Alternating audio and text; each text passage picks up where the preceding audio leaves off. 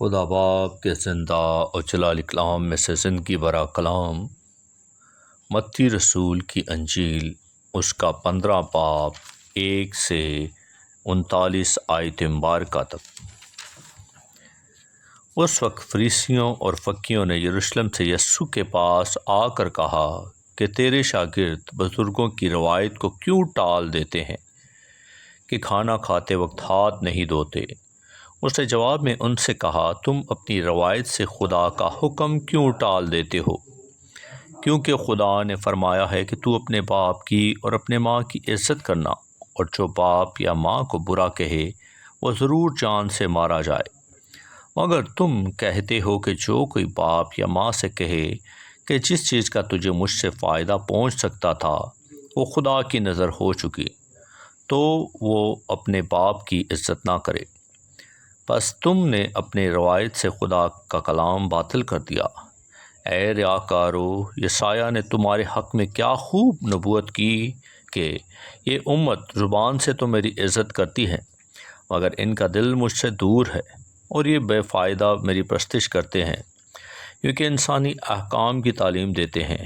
پھر اس نے لوگوں کو پاس بلا کر ان سے کہا کہ سنو اور سمجھو، جو چیز منہ میں جاتی ہے وہ آدمی کو ناپاک نہیں کرتی، مگر جو منہ سے نکلتی ہے وہی آدمی کو ناپاک کرتی ہے۔ اس پر شاگردوں نے اس کے پاس آ کر کہا، کیا تو جانتا ہے کہ فریسیوں نے یہ بات سن کر ٹھوکر کھائی؟ اس نے جواب میں کہا کہ جو پودا میرے آسمانی باپ نے نہیں لگایا جڑ سے اکھاڑا جائے گا۔ انہیں چھوڑ دو، وہ اندھے راہ بتانے والے ہیں، اور اگر اندھے کو اندھا راہ بتائے گا تو دونوں گھڑے میں گریں گے۔ پطرس نے جواب میں اس سے کہا، یہ تمثیل ہمیں سمجھا دے۔ اس نے کہا، کیا تم بھی اب تک بے سمجھ ہو؟ کیا نہیں سمجھتے کہ جو کچھ منہ میں جاتا ہے وہ پیٹ میں پڑتا اور مزبلہ میں پھینکا جاتا ہے؟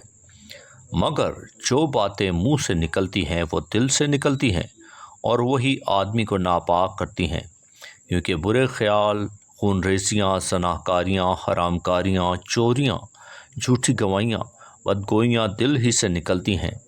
یہی باتیں ہیں جو آدمی کو ناپاک کرتی ہیں، مگر بغیر ہاتھ دھوئے کھانا کھانا آدمی کو ناپاک نہیں کرتا۔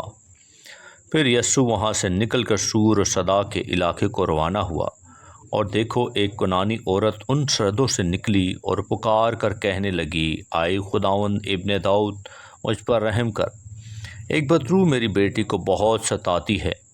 مگر اس نے اسے کچھ جواب نہ دیا، اور اس کے شاگردوں نے پاس آ کر اس سے یہ عرض کی کہ اسے رخصت کر دے، کیونکہ وہ ہمارے پیچھے چلاتی ہے۔ اس نے جواب میں کہا کہ میں اسرائیل کے گھرانے کی کھوئی ہوئی بھیڑوں کے سوا اور کسی کے پاس نہیں بھیجا گیا۔ مگر اس نے آ کر اسے سجدہ کیا اور کہا، آئے خداوند میری مدد کر۔ اس نے جواب میں کہا کہ لڑکوں کی روٹی لے کر کتوں کو ڈال دینا اچھا نہیں۔ اس نے کہا، ہاں خداوند، کیونکہ کتے بھی ان ٹکڑوں میں سے کھاتے ہیں جو ان کے مالکوں کی میز سے گرتے ہیں۔ اس پر یسوع نے جواب میں اس سے کہا، اے عورت، تیرا ایمان بہت بڑا ہے، جیسا تو چاہتی ہے تیرے لیے ویسا ہی ہو۔ اور اس کی بیٹی نے اسی گھڑی شفا پائی۔ پھر یسوع وہاں سے چل کر گلیل کی جھیل کے نزدیک آیا اور پہاڑ پر چڑھ کر وہیں بیٹھ گیا، اور ایک بڑی بھیڑ لنگڑوں، اندھوں، گونگوں، ٹنڈوں اور بہت سے اور بیماروں کو اپنے ساتھ لے کر اس کے پاس آئی، اور ان کو اس کے پاؤں میں ڈال دیا، اور اس نے انہیں اچھا کر دیا۔ چنانچہ جب لوگوں نے دیکھا کہ گونگے بولتے، ٹنڈے تندرست ہوتے اور لنگڑے چلتے پھرتے اور اندھے دیکھتے ہیں، تو تعجب کیا اور اسرائیل کے خدا کی تمجید کی۔ اور یسوع نے اپنے شاگردوں کو پاس بلا کر کہا کہ مجھے اس بھیڑ پر ترس آتا ہے، کیونکہ یہ لوگ 3 دن سے برابر میرے ساتھ ہیں، اور ان کے پاس کھانے کو کچھ نہیں، اور میں ان کو بھوکا رخصت کرنا نہیں چاہتا، کہیں ایسا نہ ہو کہ راہ میں تھک کر رہ جائیں۔